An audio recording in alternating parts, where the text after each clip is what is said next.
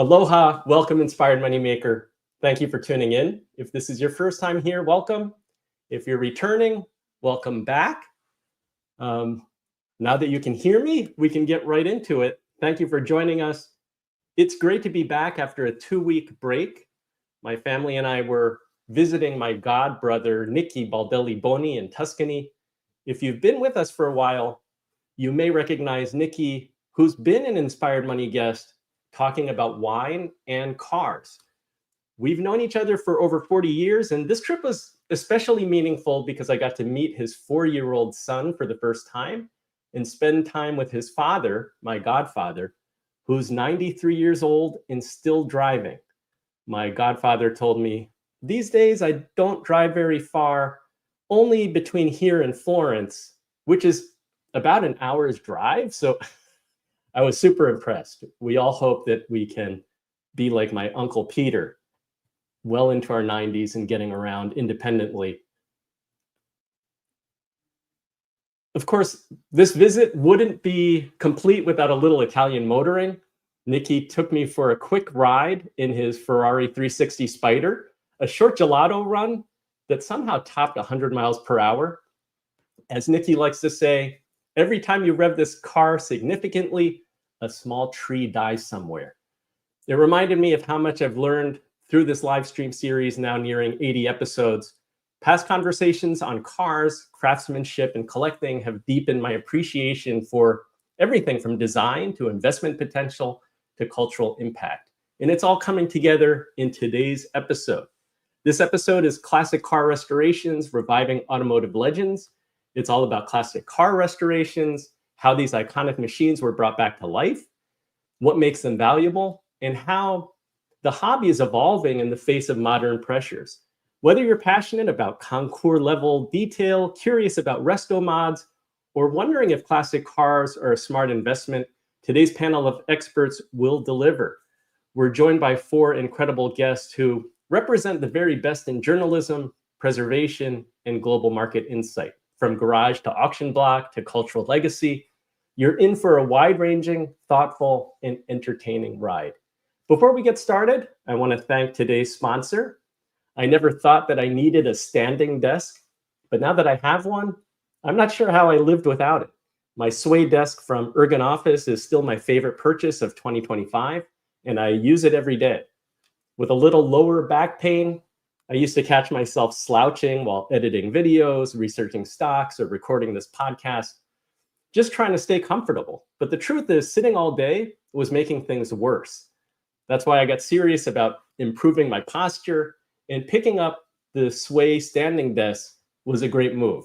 It's beautifully made with a solid white oak top, dual motors that quietly lift up to 360 pounds, and a cable management system that's so clean. I've got a 9-plug power strip hidden underneath the desk. It's seriously like a Range Rover of standing desks. Now, most mornings I stand and I can sit in the afternoon. I feel better, move more, and at the end of the day, have more energy. If you're looking to upgrade your workspace, visit inspiredmoney.fm/standing desk. That's my affiliate link. Using it helps support the show at no extra cost to you.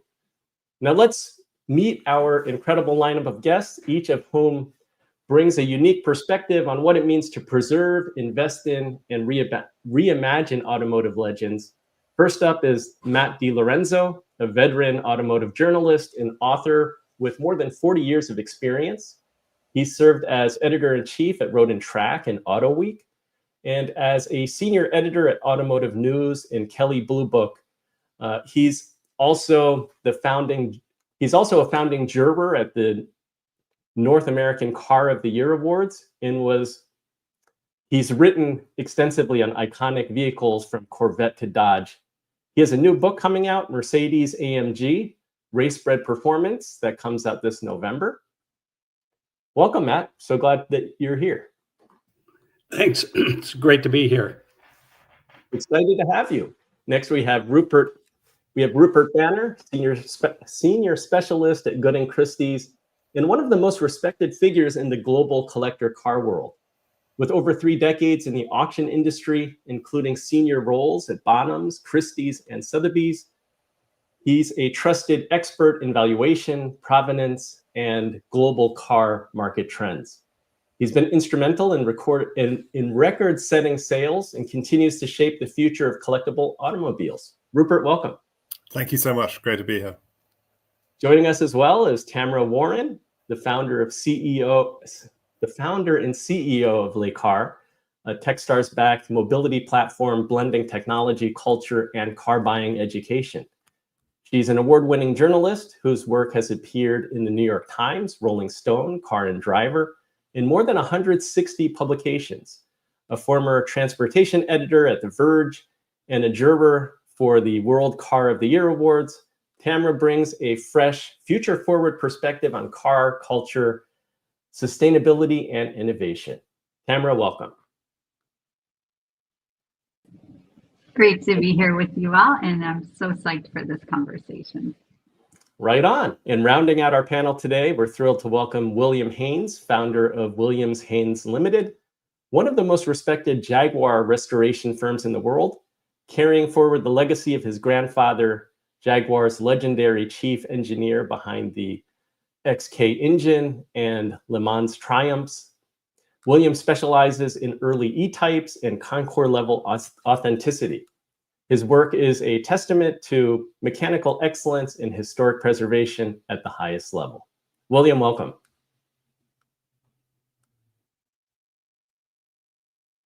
You guys are all catching my mute problem. It's contagious. So with this expert lineup, we're going to have a blast talking about cars. Let's get straight to it and go to segment one. Restoring a classic car starts with choosing the right project. Enthusiasts can find potential restorations through auctions, private sellers, online marketplaces, or salvage yards, each with its own risks and rewards. The next step is defining the level of restoration. Preservation keeps the car as original as possible.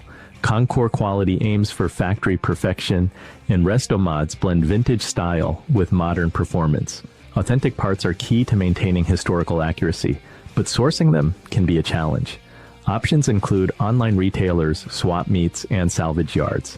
Restoration techniques vary by project, but often include paintwork, engine rebuilding, upholstery refurbishment, and metalwork. Do-it-yourself restoration requires time, skill, and tools, while professional restoration ensures precision at a cost.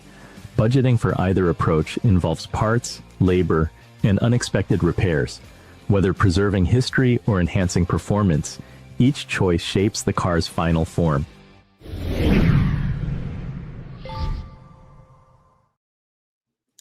William, tell us a little bit about the types of preservation and restoration that you're doing at William Heynes Limited.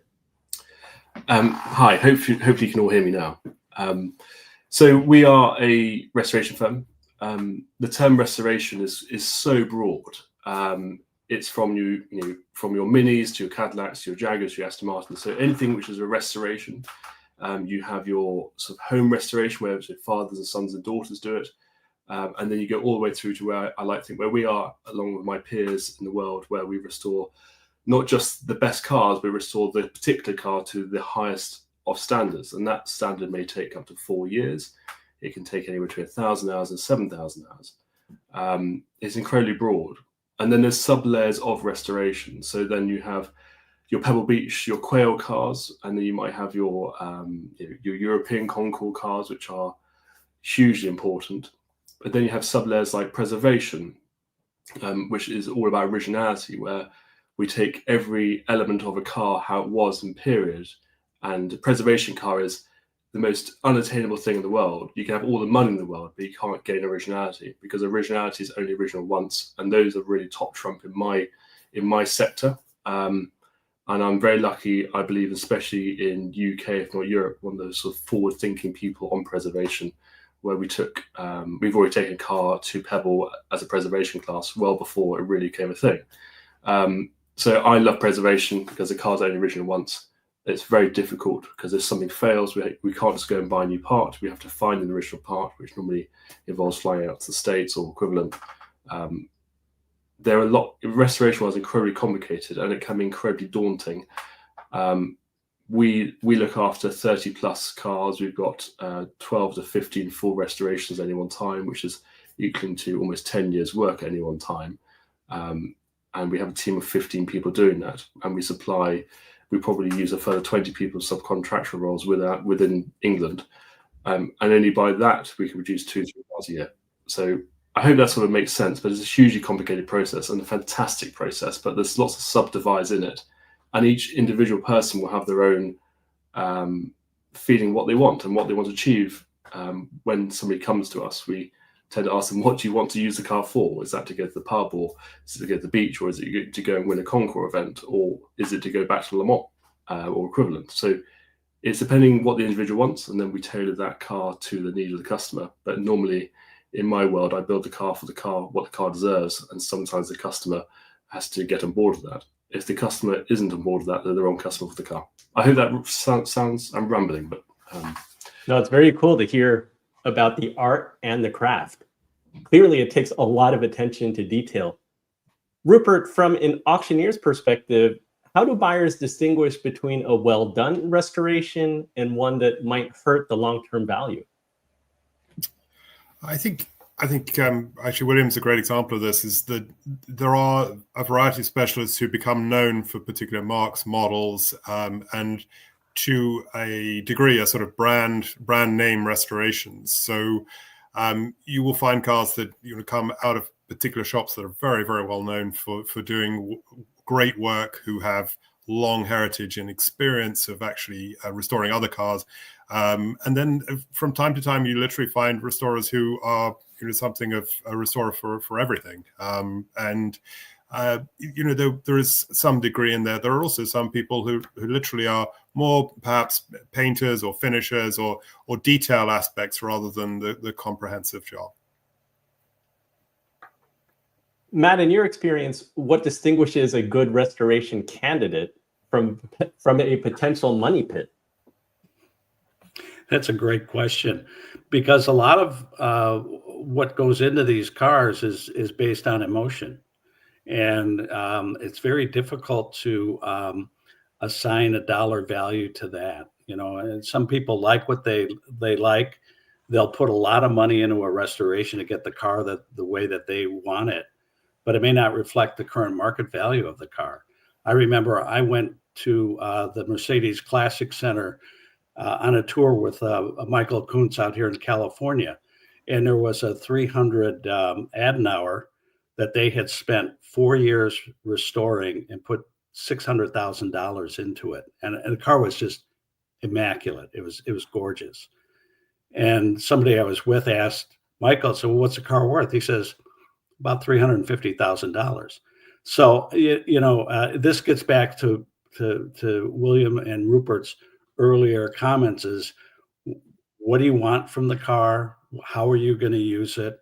And what it says to you. And if you really want to be smart about it, it's something that you love, as opposed to looking at it strictly in a dollar and cents point of view, because the time and effort to do a really high quality restoration, as William will tell you, it takes a lot of time, a lot of money. It sounds like it helps if you have unlimited funds. Right. And a lovely car. I think that's a real important part of it. That's where you can justify that expense. If you're just looking at it as a strictly business point of view, a lot of people have lost a lot of money in collector cars, and people have made money, but a lot of people have lost money too. William, do you have to evaluate a potential restoration project? Like, what specific signs tell you that it's worth preserving versus walking away? That's a really hard question, but a fun question. So we've got a customer, for instance, who has a $30,000 car and is spending $300,000 on it over 4 years. So what defines it? It's totally pure emotion. A lot of people, their dads had cars, or their grandfathers had cars, or their boss had a car, and they really want to. It's their life dream. That's their bucket list to own that. And lucky enough, a lot of our clients are in a position where they only want perfection, or they want it absolutely right, or they want it how their car was 50, 60 years ago, which their mother used to take them to school in. So it's pure emotion, I completely agree that if you're going to buy a classic car, buy it for the love of driving, meeting people, going to events. It's a fantastic social calendar to own one of these cars, and you don't have to have the most expensive car in the world. That's just, we're good at restoring expensive stuff, but we're just as good at restoring the lesser stuff like Minis and Morris Minors and old MGBs. The love for having these cars, it has to be based on passion and emotion and the people you meet along the way, a bit like you guys. I think that sort of makes sense, but it tends to be, if you go into it as a pure financial reason, as Matt said, you'll most likely lose some money. Or if you bought right, you've upset somebody along the way. My greatest piece of advice is do it for the love of doing it. My clients and I think all our clients who've done it for all the right reasons, tend to be the people who've won the most out of it, if that's financially or other business ventures along the way. That's sort of my interpretation of why you should buy one of these. In an investment point of view, is the investment of owning this car is a bigger thing than the car itself. We've done far more business, my customers done far more business and made far more money of actually being part of the journey of a restoration than it is finding the quick win. It tends to be the longitudinal win, which actually is the more profitable one. Great advice. Tamara, you've written about how cars reflect personal identity. What do you learn about someone through the car that they choose to restore? I mean, first of all, I think it's about your intentions as a collector, and to some of the earlier points already addressed, what is your purpose? And I would argue that if, it's to become a collector is actually requires a lot of education and resources and research. And so thinking as yourself as a steward of a legacy of an automobile, of a brand, and of all of the hands that went into developing and carrying that forward. So I think when we're looking at how cars are a reflection of our identity, it's what is our role in carrying that forward. And I think to go lightly into a restoration and maybe do a one-off car is maybe more of a reflection of your identity. But as you build a collection and you really think about what is that collection about, you actually get to participate in being part of that history going forward. And as we're moving in the direction of, a fairly new hobby, when you think about the history of collectibles in the world, like go to a museum or a gallery and a 125-year-old object is really not that old. It's really an area that's being defined. And I think that's why there's so much space right now to show up the way you want to and be a part of what that means on whatever level you choose and intend to participate. Quick question for Rupert. How do you see the expectations for correctness versus creativity and how that's evolving across different generations? I think the great thing today is that there is actually so much more knowledge about cars and how, fantastic works have been written on models, makes, just detail, accessory features. And I think that you've got today the ability to restore. If you'd restored a car 50 years ago, you might literally have just restored what you had in front of you without having any ability to sort of compare with others, to work out transitions in production runs when things change from this to that. So I think there's been a lot of education in restorations, and today you can get the details just so much better. So I think the quality of restoration, the way in which cars are restored today is to a much higher degree. And at the same time, the people who are buying them, the people who are the owners of them, expect that. And I think actually enjoy it and find the process rewarding. It's very rewarding to find that you've actually, it's slightly philanthropic, obviously, but to find that you've actually taken a car and put it back exactly how it was when it was new, for example, can be a really rewarding process for people. Very cool. Let's move on to segment 2. Classic cars can be both passion projects and financial assets, but their value depends on key factors. Rarity, condition, provenance, and demand all play a role in determining market worth. Matching numbers and original parts often increase desirability, while historical significance can elevate a car's status. Market trends shift based on economic conditions, collector interest, and technological changes. Some models, like the Ferrari 250 GTO or Shelby GT500, have consistently appreciated, while others gain value based on emerging interest. Ownership costs, including insurance, maintenance, storage, and potential restoration, impact overall returns. Smart investors factor in these expenses and diversify their collections by considering different eras, makes, and models. Researching valuations, following auctions, and consulting experts help identify promising investments. Whether collecting for passion or profit, understanding value, cost, and demand are key to making informed decisions.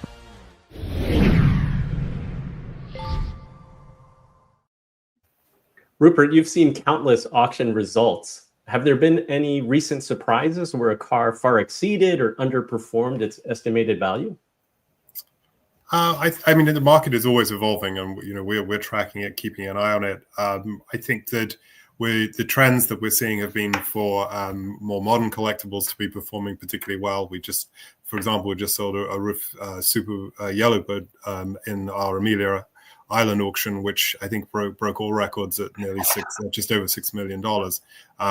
And so those are the sort of trends that we're seeing. At the same time, we see other things sort of cooling in areas as well. It has moved from being a hobby to being a market. And when you have markets, you have cycles in those. Matt, you have a website called the Tightwad Garage. Do you think that there are overlooked models that you believe are poised to rise in value over the next decade? There are. I think there are some emerging markets. The thing about the vintage car market is that it's fluid. There are so many eras, so many cars out there, and then different generations passing through. So like right now, I think you're seeing some real opportunities in some of the Japanese cars from the 80s seem to be on an uptick.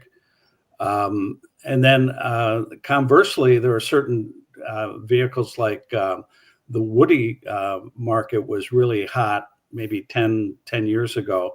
That's cooled off considerably. So, it really pays to pay attention to the trends in the market and see what's going on. Air-cooled Porsches now are going out of sight.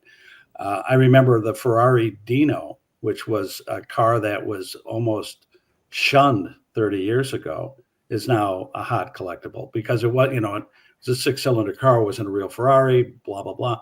So you really have to, if you're going to go into the market, you really need to do your research and see what's gaining in value and the things that are cooling off. And some of the cooling off things, you could find some really interesting cars that if you're in the market long term, you might be able to snatch up a bargain. Tamara, do you think the concept of value is shifting among younger or first-time collectors? Well, I think collecting so much, back to your question about personal relationships with cars and identity, is collectibles shift following the patterns of nostalgia. And so what we've seen as new generations come into car collecting and we sunset maybe generations before us, so the taste shift because of the aspirations of the time period. So to Matt's point, kind of seeing the air-cooled Porsches, the rise of sort of the Japanese supercar scene, that is reflecting in this emerging market where we're starting to see buyers who came of age, dreaming of these cars. Now when they reach the levels of their life where they're ready to start collecting, that's where we see growth. So we can speculate a bit now when we look at the, if you want to be kind of forward reaching, it's look back in the last 2 decades and kind of see where the tastes have shifted and look at movies, popular culture, and now we'll see it. And probably one day the YouTubers of today will be setting the car trends of tomorrow, which is kind of wild to think about. But I think when you're looking at a hobby that's evolving in real time, the pace and the progress of that as well as the restoration techniques, which I think is another fascinating area to think about financially, is really how will the craft, speaking to the piece of the financial aspect, how will that continue to evolve as processes evolve in actual restorations? If it takes 1.5 years now to actually make a new production car, how is that going to trickle down and impact classic car restorations at places like McPherson College where they're evolving the techniques, right? William, I think all the panelists have talked about the importance of having a passion for the car. Do you see your restorations as artworks or investment assets? That's a really good question. If I was selling a car into Europe, we sometimes put it down as automotive art, because it is art. It is art. It takes us a long time to do these things, and it is an investment. I think it's how you measure value for money and how you value. Somebody who is very well heeled may think of a £200,000 restoration as justifiable and fully actually valued for money, and say we don't charge enough. There'll be some people who can't reach that figure. Depending on what you guys think as well, all of you are very knowledgeable on the subject. But my gut feeling is, yes, you can make money out of it. But I'd always go to someone like yourselves. Rupert knows this very well. We get asked, people say, I want to buy a F40 because that's what everybody wants. But they actually might want a Jaguar 220, or they actually might want a Monte Carlo Rally Mini or an 8C or something. So our job is actually to guide correctly as professionals to people who need to be educated. And Tamara also said, there's so much education to be made to even become a collector. I suppose it's our job on this panel, everybody involved, is to advise correctly. And we get asked, I imagine, all the time, what's good, what's in trend. It's our job to be the finger on the pulse and working out what's right. But yes, I think if you have the right advice and you're able to buy when the market trend is down, then now is a good buyer's market. It's a really good buyer's market. It's not such a good seller's market at the moment on certain cars. And same as art and watches. Watches have also had a similar turnfall. So I think my gut feeling is you do it for all the right reasons. You follow exceptional advice. Don't listen to one person. Go to an auction house. Go to an individual like ourselves, which are many around the world, and speak to people who really have their finger on the pulse to advise you correctly. Then it's your tummy to tell you what you want to do. So I hope that makes sense. I may be rambling, but makes sense. Anybody else want to chime in? Yeah, I mean, I think you have to look at beyond all of the financial aspects. You should also look at the sheer value of just owning something and enjoying it, and what that actually means to you. If that particular vehicle is the reason that it took you to a part of the world that you would not have gone to without owning the car, if it connected with you with people who might become your business partner or your life partner, there can be much more value in that. And the car may well be the conduit to it. The fact that you were able to take it to a particular event may be the way that you connected with people. But there's that I really think that can't be underestimated. And even during the pandemic, you saw people were just gathering in small groups, going for drives on a Sunday as just a way just to get out of their houses, to just enjoy themselves and just feel, get the wind through their hair, feel good about themselves. And I think there is, you can look at it in dollars and cents for sure, but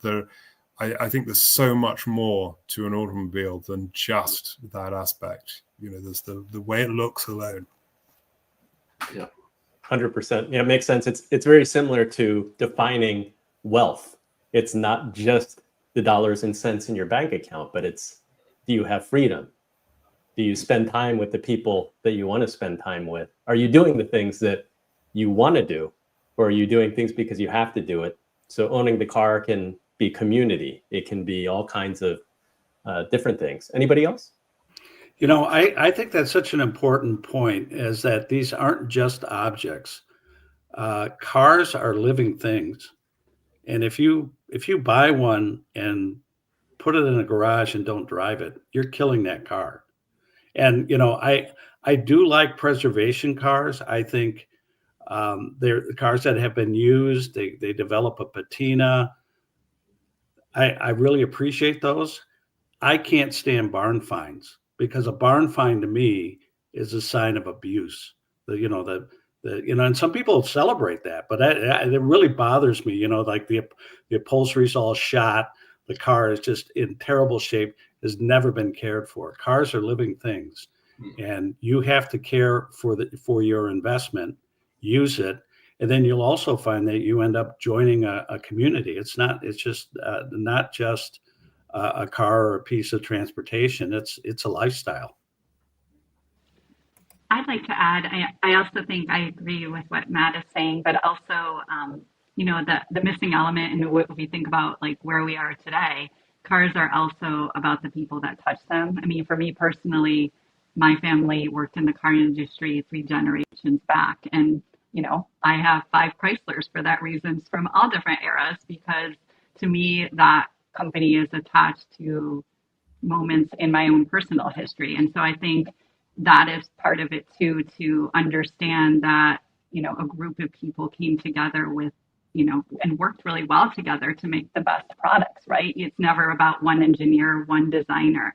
So really understanding the deeper you get, especially the more rare a car, where has that car been? What is that provenance? And I think that is the connection to the collectible piece, if that's important to you, because it's fun to buy a spec Miata and take it to the track, but if you're really investing in the history too, you want to know those things and understand like, well, how can you contribute to that? And, what is the special car? What is the show car, or the car that has a story, or maybe a motorsports history that's really exciting? And I think the more that I see of car culture is really the true nerds who do these, classic car track days to try to recreate these moments, I think is really special. And I think that community piece of it is interesting, because you kind of have to love history to love cars, especially collector cars, because it's this idea of like post-industrial revolution, like what makes us go? How do we get there? How do we solve the problems in our cars that make us go faster, longer, stronger, and last and endure? So I think, to me personally, that's what keeps me interested and keeps the the enthusiasm from waning. That's the perfect segue for our next segment. We're going to talk about nostalgia and culture. Classic cars have left a lasting mark on movies, television, and culture. The Mustang GT500 in Gone in 60 Seconds, the DeLorean in Back to the Future, and the Aston Martin DB5 in James Bond films are just a few examples of how vehicles shape storytelling. These appearances often increase a car's value and desirability among collectors. Each decade's cars reflect societal changes, from the chrome-heavy designs of the 1950s to the muscle cars of the 1960s and fuel-conscious models of the 1970s. Classic car clubs and events like Pebble Beach, Concours d'Elegance help preserve automotive history while fostering community. For many, classic cars carry personal significance, often passed down through generations. The driving experience is also distinct. Manual steering, analog controls, and raw mechanical feedback set them apart from modern vehicles, making ownership both a challenge and a rewarding pursuit.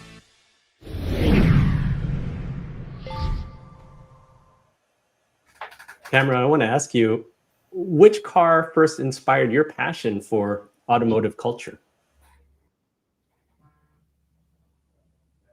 Oh, no. Now you're muted. Sorry, I asked you a question in chat, so I've got you multitasking. Yes. Is my audio good for you guys? Because I can also circle back and work on that a little bit. But if it's okay, I'll just keep talking. Otherwise, just shut me down. I think it's okay. Okay, fantastic. Well, if I'm being honest, I would say it would probably be a Daytona Shelby, because my dad was an engineer, and these were like the cars that he brought home or took us to see and to the proving grounds in Chelsea, Michigan. And then the next one would be, funny enough, continuing on that path, would it be a GLH Dodge Omni, because that was the car my mother drove us around in, right? But as my palate has changed and matured, and I've learned about, different things in the world, I would say it got like more interesting. As I would say right now, I'm really interested in watching what's happening with the Bizzarini market. To me, that's like the best of sort of European meets Detroit in a way, in this really oddball configuration. So I think as you grow and change, your tastes change and you learn more. Obviously, I didn't have any Ferrari posters, but now I could understand why that market has gone crazy. But it's definitely started for me with my family, and kind of thinking about my dad and his in his passion as an engineer, and really challenging us to think about what they were doing technically and how hard engineers and designers often had to push to get their ideas at any company, because cost is always an issue. So I think that that's something that has evolved for me over time. Rupert, before we came on, you were talking about you're exposed to many cars, and because of that, your tastes change over time, and that can influence what you're interested in at any given time. How does nostalgia factor into bidding behavior at live auctions too? I think you probably, it's that sort of warm and fuzzy feeling, I guess, isn't it? I suppose if there is a connection there and there's a reason. I mean, even as a buyer myself, I sort of will fall for something, and then I will probably talk myself into it, and then you'll come to the moment when you actually have to bid on it or buy it, and it sort of warms and grows within you. And I guess it's the same with online bidding as well. You kind of it builds within you. I think it's there's lots of aspects to it. Again, what is the draw there? Is it the nostalgia? Is it something you've always wanted? Is it?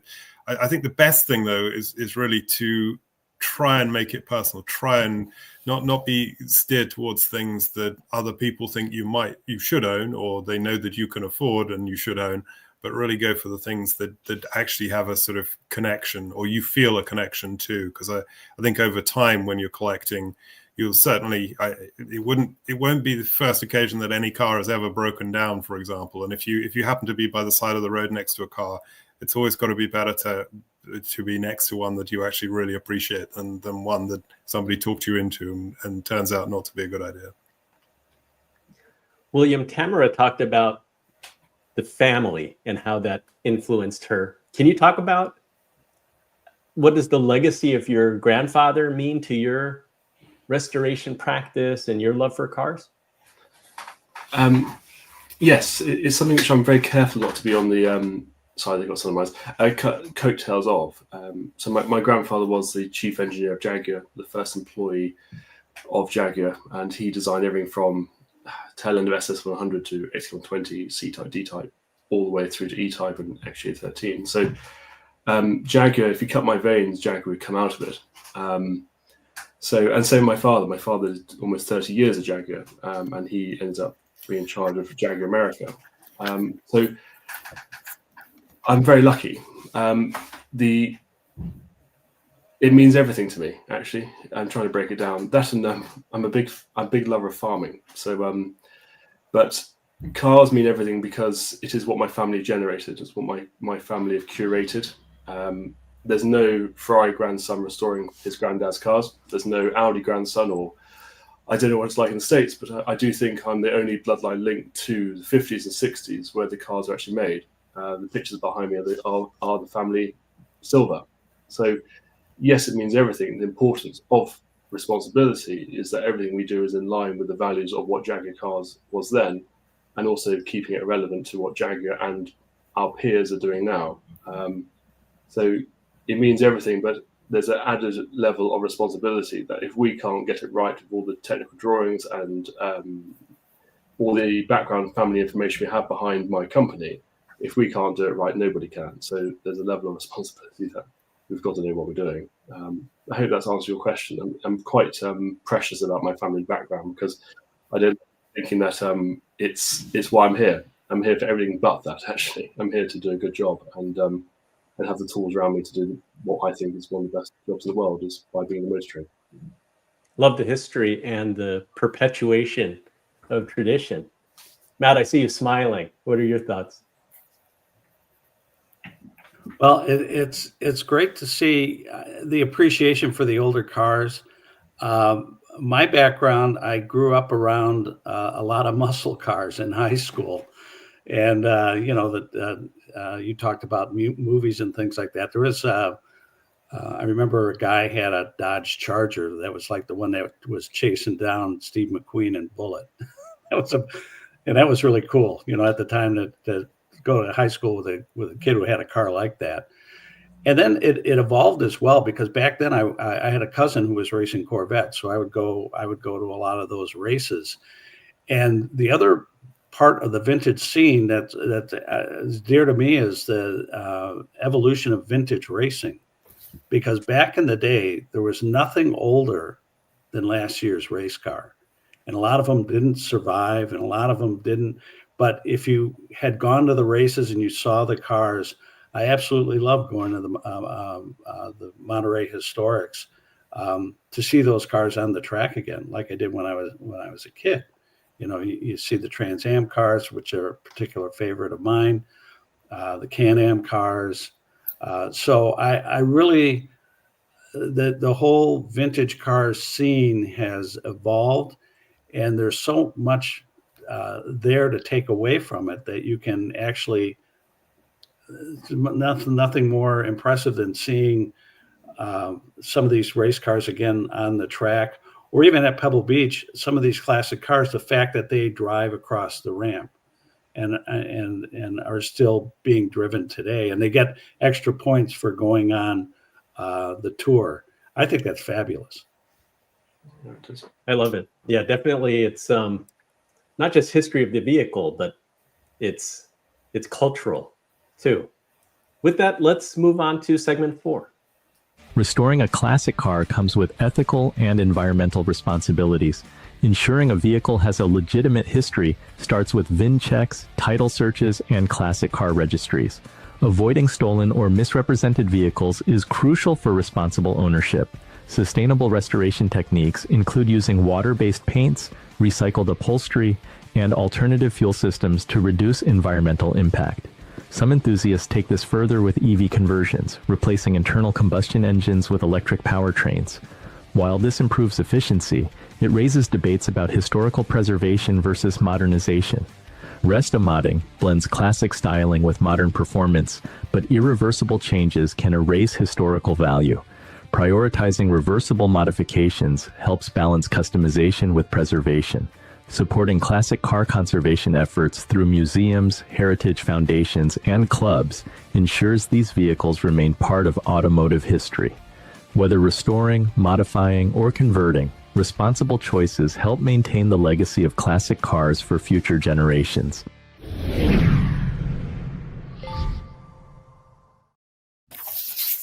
Tamara, what's your stance on converting historically significant cars to EVs? I think it's a balance, right? Like, we need to, as a culture, make sure that there is space for preservation and that there is space for keeping things as they were. But I'm also interested in such a new hobby, how these things can evolve. And I think,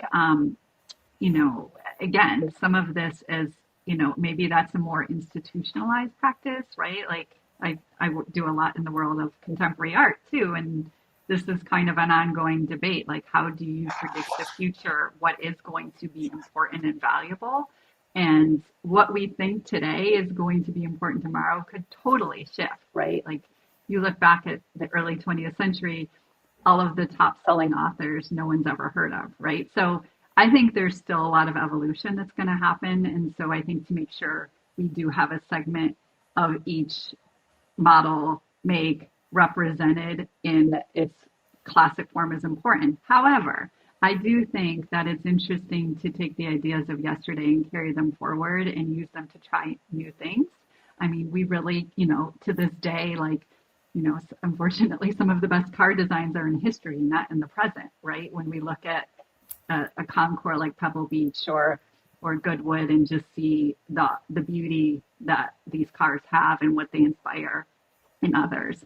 But what another area I think is also really interesting, and I brought this up really quickly earlier, but I've been following, in addition to many other restoration shops, that you can actually get an automotive restoration degree from McPherson College is fascinating to me because it's a technology-driven program.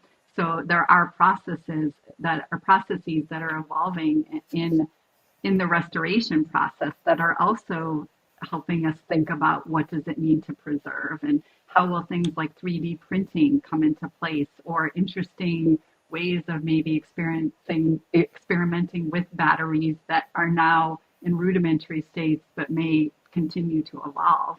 I think it's just important that, when we look at kind of this trend right now where it's not just EVs, but it's also like bringing infotainment and kind of this idea that you can buy maybe an old Land Rover, but have the inside be a modern interior. I think as that market continues to grow, because it feels very special to people because they want the look, that they want all the modern conveniences, I think it's important that, there's an effort to reserve at least enough of the old that we carry that history forward. But I mean, it's really up to the individual collector, right? I mean, that's kind of how this all goes. So I suppose there's space for all of it. William, how do you strike that balance between innovation and historic accuracy? Gosh, all the million-dollar questions tonight. I think Tamara just mentioned Goodwood. I know that's a big thing in the UK, but I think Goodwood has really laid the point of what is acceptable. I think Goodwood, I think the Duke of Richmond is a pioneer in this. Goodwood this year and last year, I think for the last 3 years actually, we've running fully sustainable fuel, which is fully man-made fuel, and we're actually gaining power instead of losing power. So we're incredibly sustainable as an industry. We're probably one of the most sustainable industries because all we're doing is making all things work and go again, whilst almost carbon neutralizing it. It's quite amazing. We're using man-made oils now. The oils in my cars aren't dug up from the ground. It's quite clever stuff. When it goes into a restoration process, if we took a whole car apart and do what some of my peers do, maybe where it's cheaper as a fixed cost restoration to go and buy all the parts from a parts supplier, which they're made in Taiwan, China, America, everything has to be brought back to us. On a preservation restoration, which is if you preserve a car, you're securing the asset value of the car. So much originality, as many original suspension parts, engine parts, even down to leather, can all go again. Now that is the definition of being sustainable. So that's part of the restoration process. The other thing Tamara quite rightly pointed out was young people in the trade, in the industry. In England, we have a company called the Heritage Skills Academy, which is a UK-based apprenticeship scheme, putting 2 or 3 individuals into every restoration company, and also into insurance and brokering into the UK. So we've got sustainable young people coming through, and I'm part of a charity which supports that called Automotive, where we go to schools and tell young people that this whole industry is a thing and it's really cool and it's a really sustainable thing to happen, because without people coming through to it, there's no business. So I hope I'm answering the question, but sustainability in the car world is probably more sustainable than farming. It is incredibly sustainable, but we all need to work very hard at it in all our different sectors for it to actually be come through. But yes. Yeah, I hadn't thought about it in terms of synthetic oil or biofuels, but certainly, that definitely has a big role. Yeah. Matt, you talked about your love for muscle cars. You also have a book, How to Buy an Affordable Electric Car. How do you reconcile environmental goals with your love for the gasoline era machines?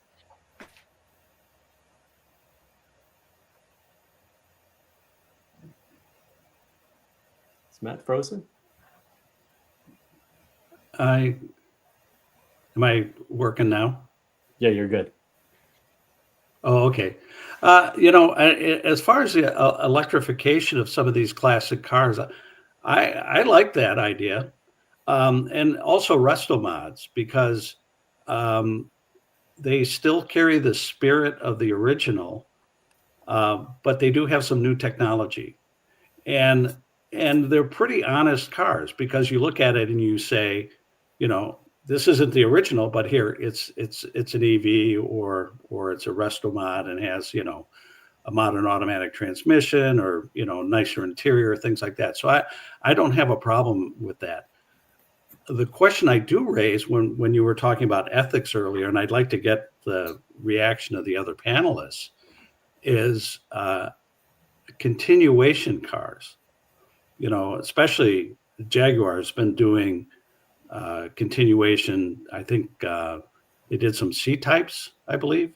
So I'm wondering about that. You know, I think if they're honestly represented as continuation production, I don't have a problem, but I think there's room for abuse in there. There have been some knockoffs, replicas, those types of things that people have been trying to pass off as original, and that's just wrong. But I'd like to get, especially hear from William, since you're so ingrained with the brand. Well, resting mods is I think we need to get a better name for this word. I think modern, resting mods, hot rods. I think it's the wrong name.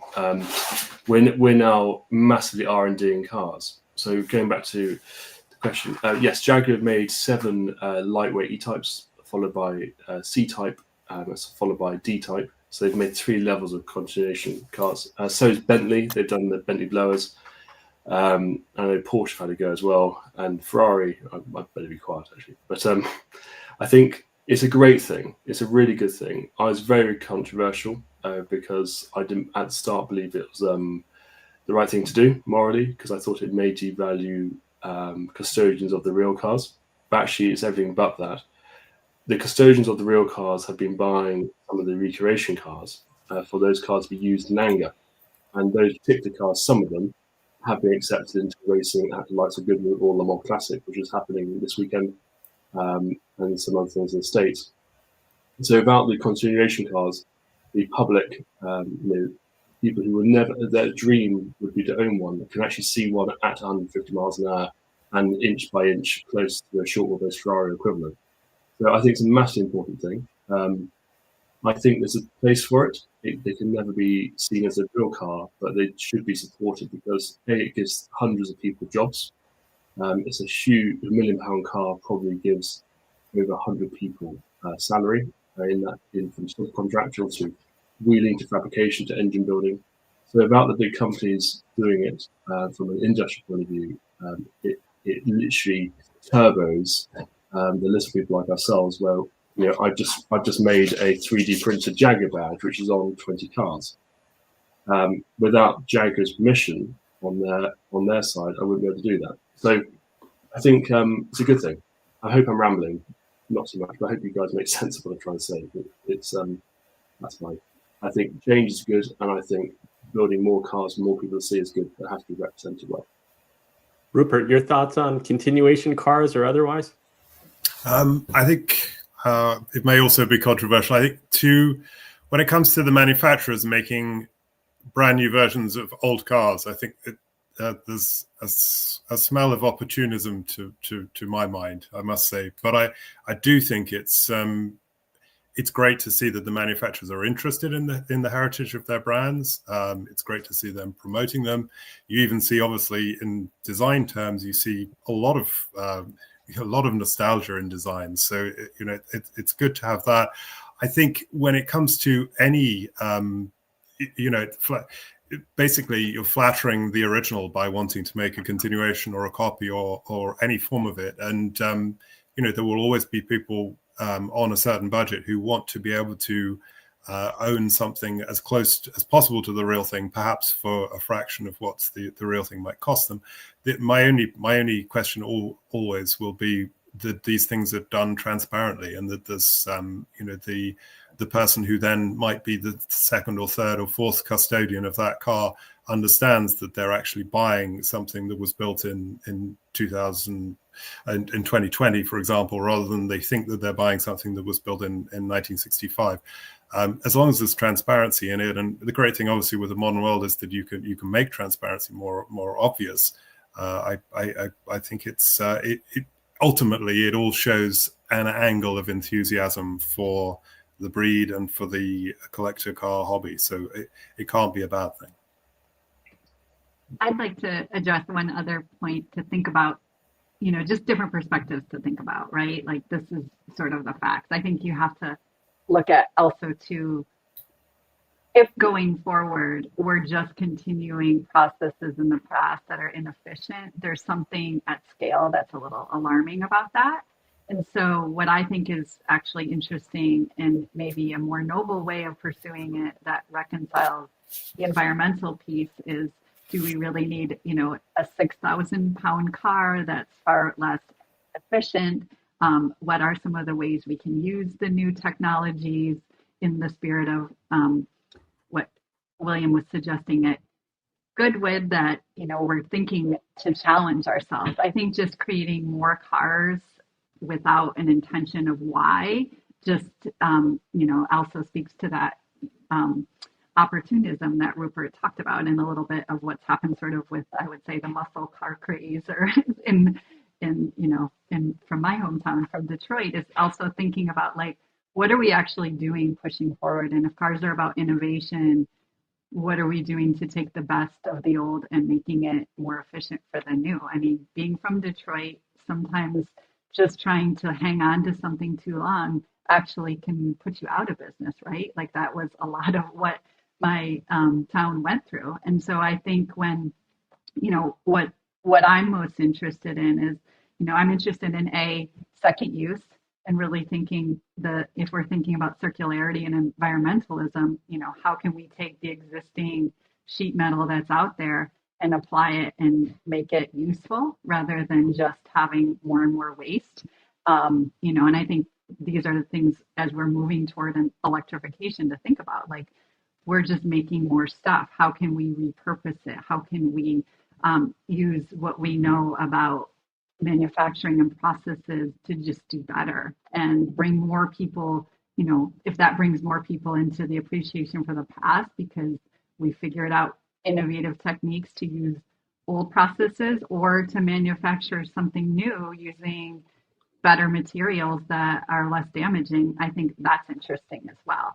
I think just remaking an old car using any kind of old processes, there's something about that just feels redundant to me, but that's just another perspective. And one of the areas my father worked on in the 70s was seatbelt development.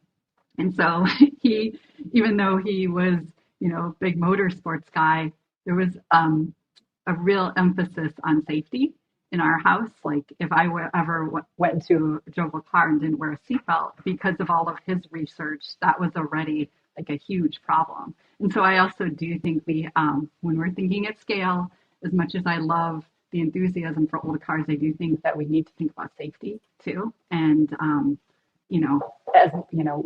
there are some issues when we looked at older cars. If we really think about, what does the road look like that we really want to be on, and where are we most safe? There's trade-offs. So I think just all these things need to be considered. Anyone else? I agree with Tamara. I think there is a need for it. It's very hard to do, but I'm completely on board. We do need to. We've been approached to build a run of. I can't name what it's for, but a very, very, very special run of cars. They're not a continuation. It's a brand new interpretation of a car. And my moral ethics of it as a company is, if we're doing it, it has to be for all the right reasons. We can't just go and develop more cars for more wealthy people to buy. There has to be a better purpose for it. And I think it's something which we are hyperly aware of as an industry, that it's important, because the cars we're restoring, there'll always be a time where we'll run out of cars to restore, because we restore the first 50 cars ever made very, very well. But once we've done those first 50, we have to go to the next batch. And is that what it's all about? I think it goes back down to passion and what you want to use your car for. There are ways of making these cars safe, but they'll never be as safe as a brand new car for obvious reasons. But the safety of a car is normally down to the build quality and the reliability of the car. You can't avoid people crashing, but you can damn well make sure they don't break down the highway. So I think that's where my moral ethics are. Let's bring it home and go to the last segment. Classic car enthusiasts face changes as emissions regulations tighten. Some regions have proposed restrictions on older vehicles, but advocacy groups work to preserve their road use through exemptions and sustainable practices. EV conversions are gaining popularity, replacing internal combustion engines with electric powertrains. While this reduces emissions, some argue it alters a car's historical integrity, Sustainable fuels, including synthetic options and biofuels, offer alternatives without modifying original engines.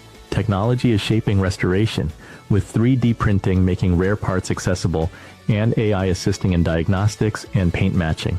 Younger collectors are bringing fresh interest, often gravitating toward 90s JDM models, early Teslas, and first-generation hypercars. Predicting future classics depends on rarity, design, and cultural impact. As policies evolve, adaptation will be key, whether through digital advancements, alternative fuels, or ensuring classic cars maintain their place in automotive history.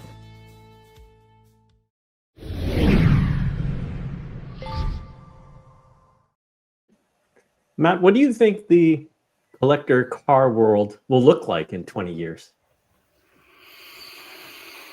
That's hard to say because we've sort of,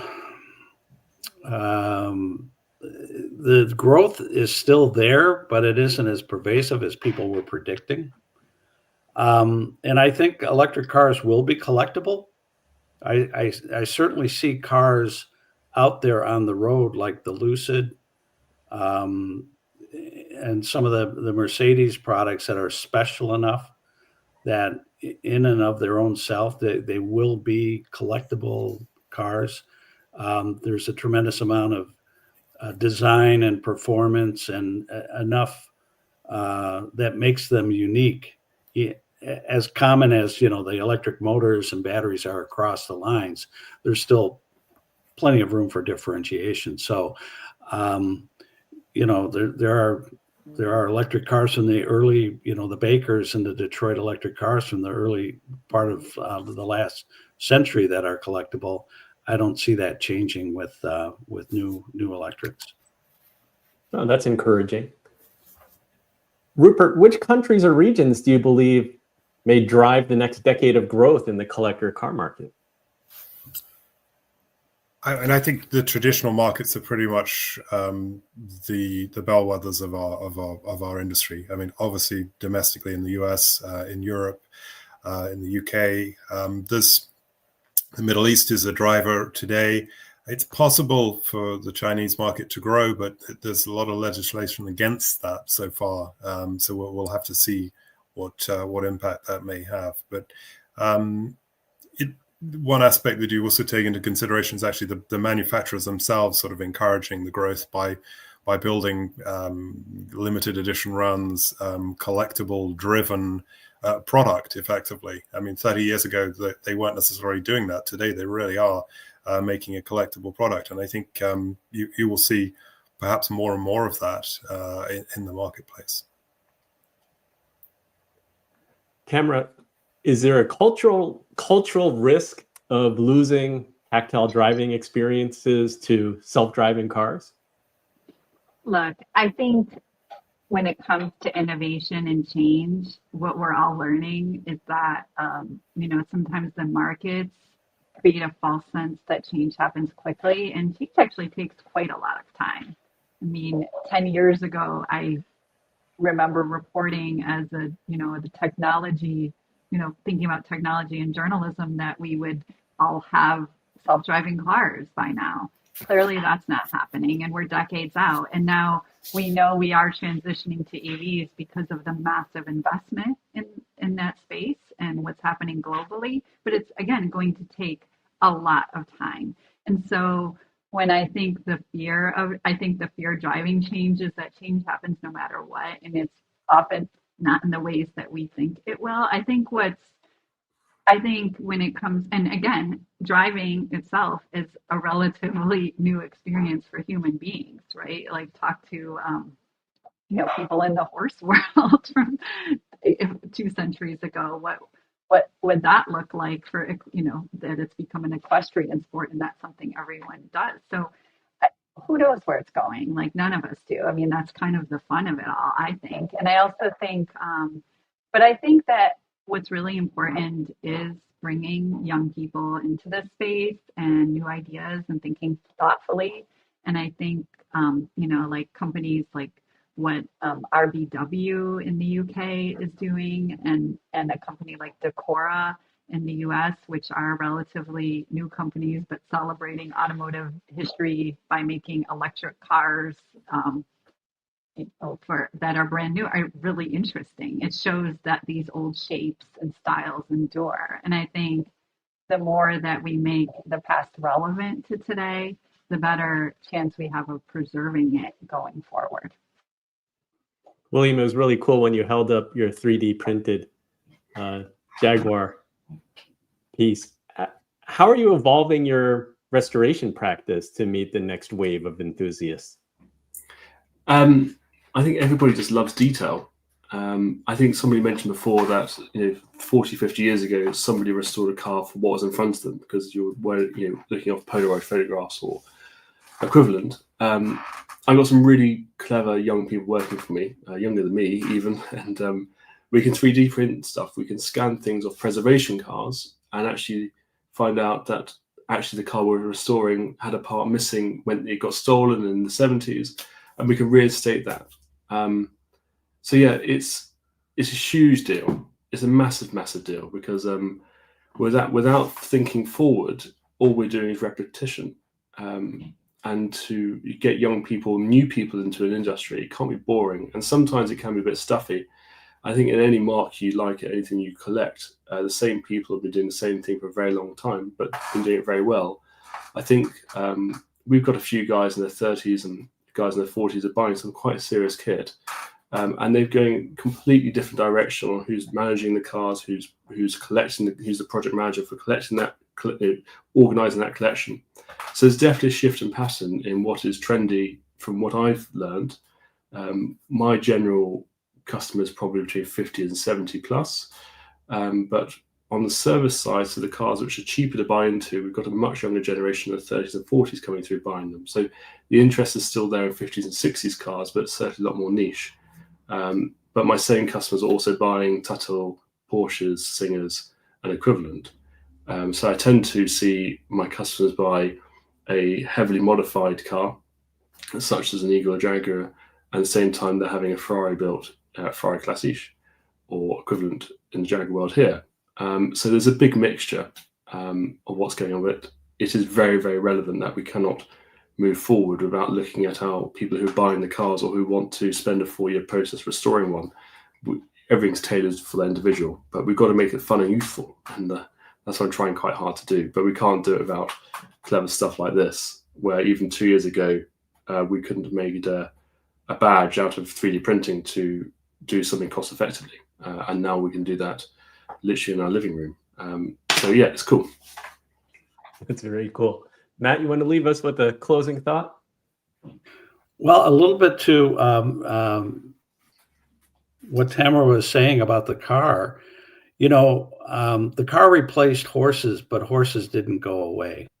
And I refer to it as equestrianization of the automobile, that we found ways to enjoy cars that go beyond their original purpose of just transportation.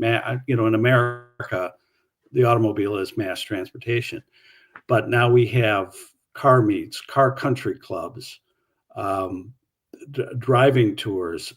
That's not going to go away, even if there's the rise of the self-driving car. People look at automobiles as a form of recreation. It's a lifestyle. It's a community that's not going to go anywhere. Just as there are hunt clubs and horse clubs and all that other stuff, I see that part of the auto industry growing, and people who service that market, like William and Rupert, they're going to prosper. These cars, the people go away, but the cars are still here, and new people will come along who will want to enjoy them and make a lifestyle out of it. Tamara or Rupert? Sorry, go ahead. Well, I was just going to say, I think, I agree. I think the more we realize like how spectacular this innovation is for our world, it's going to be more fascinating to study and unpack in different ways. And one area I know it will definitely live on is in sort of the exhibition space and museums like Museum of Modern Art collecting cars for use. I think something to think about that, in order to be able to drive cars, there has to be good road space and infrastructure to facilitate that. And so I think to also love cars, you also have to think about roads. And, a lot of the racetracks have shut down for lots of different reasons, but it's also thinking about like how we think about roads and space. And I think, a major challenge you have is like, as much as you can love a classic car, nobody wants to be in a classic car in a traffic jam, right? Not the most pleasant thing. So I think it's also, for it to go forward, we also have to think about how we invest in the spaces that we want to use cars in order for it to actually live and breathe in a way that is not just for the very, very rich that could afford to kind of have a private track membership, but if we want to make that more available, it's thinking about our environment and how to use cars in different ways, whether it's, for a Sunday drive or an off-roading session or, a track day. It's the living, breathing part of man and machine that I think is pretty fascinating. What our relationship going forward is still to be determined. Rupert? Yeah, I was just going to say, if you in a month's time, we're all going to, a lot of us will be out in Monterey, and if you wander around Monterey and if you took a snapshot of it today versus what you would have seen 15 years ago, 20 years ago, it's going to look completely different. Things that are on the auction block are going to look very different. Things that are on the show fields are going to look very different. The types of events that are there are probably catering for a much, much broader sphere. We'll be offering cars that are a year old or 2 years old. You would never have seen that 15 years ago in the auctions. So I think there is growth there, and it does continue to evolve. And I think we're even doing podcasts like this, we're very fortunate to have so much interest in this whole community. It certainly seems to have a lot of momentum to me. Well, thank you to our panelists. We will leave it there. What a conversation we've had. A huge thanks to Matt, Rupert, Tamara, and William for sharing their experiences and passion with us today. One of my favorite takeaways from this episode was the idea that restoring a classic car isn't just about rebuilding a machine. There's so much more than that. It's about preserving a story, honoring craftsmanship, investing in something that connects generations.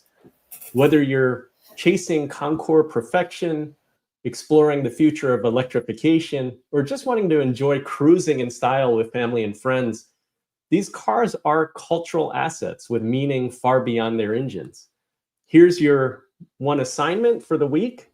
Find a car that has a personal meaning to you, whether it's a car you grew up with, saw in a movie, or admired from afar, and dig into its story. Look it up, read about it, maybe even check the market.